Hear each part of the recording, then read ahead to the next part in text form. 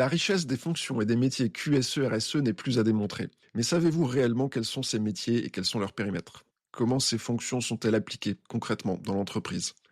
Je suis Benoît Krigel et à travers ces podcasts, je vous propose des témoignages d'experts afin de vous aider à saisir les caractéristiques et les enjeux de leurs fonctions. Écoutez vos pairs, présentez avec enthousiasme leurs attributions et partez à la découverte des métiers QSE et RSE. Bonjour Dounia, je suis très heureux de t'accueillir ce matin. Est-ce que tu peux s'il te plaît rapidement te présenter? Bonjour Benoît, merci beaucoup pour l'invitation. Alors moi c'est Dounia Bouhafs, je suis ingénieure d'État en contrôle qualité analyse. J'ai travaillé avant en réanimation et là ces 3 dernières années j'ai occupé le poste de responsable qualité et gestion des risques dans la santé mentale, où j'ai travaillé en hospitalisation complète et en hôpital de jour. J'ai envie de te demander quelles sont les particularités de faire du management de la qualité dans ce secteur de la santé mentale. Alors, les particularités d'un système de management de qualité en santé mentale sont multiples. Mais avant, je vais juste rappeler l'objectif. Pourquoi on met en place ce système de management de la qualité? C'est pour à la fois assurer la qualité et la sécurité des soins. Et on cherche aussi quelque part l'amélioration de la satisfaction des patients. Donc, ce qui est important de savoir, c'est avec qui on travaille majoritairement en santé mentale. On travaille avec les soignants. Qui dit soignant dit infirmiers, on peut les appeler ID aussi, et les aides-soignants. Donc, on a besoin de leur disponibilité. Or, la disponibilité des soignants en santé mentale, elle est très rare. Déjà, il y a beaucoup de turnover, beaucoup d'absentéisme quelque part. Et de l'autre côté, il y a ce qu'on appelle les entretiens infirmiers. Donc, c'est important de connaître un peu une journée type d'un soignant, comment ça se passe en santé mentale. Il y a une condition aussi très importante dans leur travail, ou bien une tâche très importante, c'est l'écoute des patients. Ça fait partie de la prise en charge de ces patients-là et ça fait partie aussi du système de management de la qualité quelque part qui touche leur métier spécifiquement. Cette journée, elle est animée par ces entretiens. On connaît pas en fait la durée de ces entretiens. Ça peut être plus ou moins long et sur plusieurs créneaux dans la journée. Donc toi, responsable qualité, quand tu as un rendez-vous avec eux, tu passes en second lieu parce que c'est le patient avant tout. Donc, voilà une des particularités. La deuxième des particularités, ça touche le parcours, ou plutôt l'expérience patient. Il y a ce qu'on appelle l'expérience client. Chez nous, c'est l'expérience patient qui est important. Il y a une certaine triangularité, c'est-à-dire nous, on ne peut pas aller directement chercher les patients, bien leur demander de venir assister à des réunions, à des instances réglementaires. Donc, on fait appel à nos intermédiaires. Et nos intermédiaires, c'est les soignants. Donc, pourquoi? Parce que c'est eux qui connaissent le mieux les patients, qui les profitent des patients. Il y a ce qu'on appelle la notion aussi du secret médical. Donc, nous, les responsables qualité, on n'a pas cette notion-là.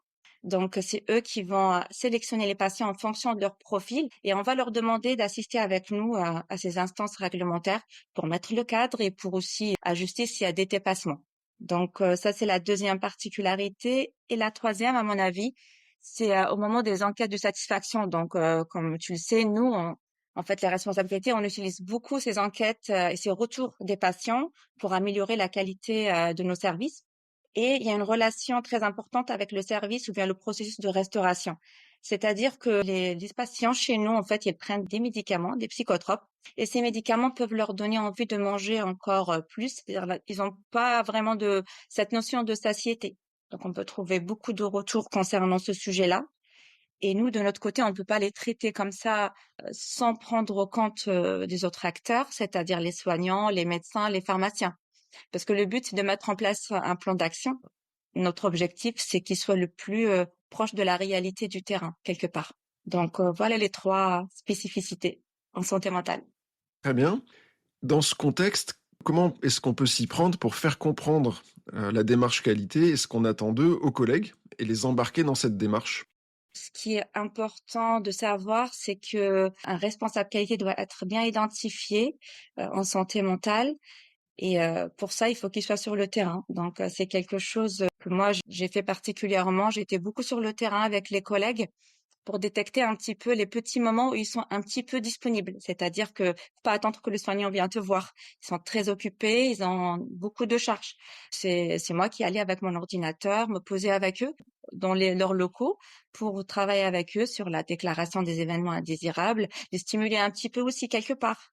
Oui, parce que ils ont tellement de choses à faire aussi. Et par exemple, pour leur demander quelques sujets pour un ordre du jour d'instance réglementaire, pour des propositions concernant des newsletters aussi. Donc, on va un petit peu les stimuler comme ça. Il y a un autre volet, c'est la journée d'un soignant sur un établissement de santé. C'est pas du tout simple. Ils écoutent, ils entendent des histoires qui sont pas très très simples. Et nous, de notre rôle de responsable qualité, c'est de ne pas rajouter une charge mentale ou bien de la contrainte. Donc, on essaye de passer avec eux des moments conviviaux, apporter toujours une touche d'humour un peu pour leur faire changer un peu les esprits et pour qu'ils soient beaucoup plus impliqués dans la démarche. Pour terminer, j'ai envie de te demander qu'est-ce que tu préfères? Qu'est-ce qui, toi, t'anime le plus dans tes activités en qualité au quotidien? Qui m'anime le plus, c'est quand, au bout d'une discussion formelle ou informelle, il y a une idée comme ça qui sort, de nulle part et on essaie un petit peu de mettre en valeur leur travail parce qu'ils travaillent beaucoup sur, pas mal de choses mais qui sont pas chiffrées. Il y a pas toujours cette notion d'indicateur partout et nous, notre rôle, c'est, les aider à mettre en valeur ce travail-là, donner des chiffres, en fait, à leur travail et essayer de mettre en place un projet avec eux en pluridisciplinarité. Et ça, je pense, quand c'est eux qui viennent te parler de ce projet-là pour te stimuler, je pense que c'est ça qui me fait le plus plaisir. Eh bien, écoute, je te remercie, Dounia, pour ta participation Merci à toi, Benoît. et je vous dis à tous à très bientôt pour un nouvel épisode de ce podcast.